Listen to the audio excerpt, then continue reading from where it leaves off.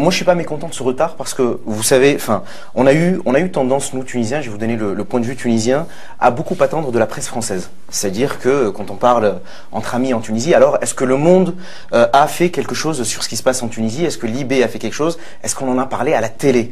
Et il y avait ce sentiment, un genre de fatalisme qui voulait dire que on peut, nous, rien faire sur place et que les médias français et étrangers, et surtout français, se chargeront de communiquer sur ce qui se passe chez nous.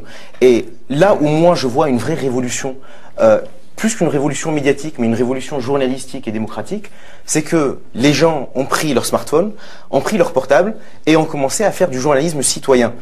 D'abord parce que les journalistes tunisiens ont essayé de faire leur travail, mais vous connaissez les conditions dans lesquelles ils essayent d'exercer leur profession, mais chaque citoyen est devenu en Tunisie un journaliste et un relais à la fois pour les journalistes tunisiens et à la fois pour les journalistes français. Donc, quelque part, merci les médias français pour ce retard à l'allumage, quoi. Presque merci, et vous voyez que les premières images qui sont arrivées sont des images qui ont été prises par des citoyens tunisiens.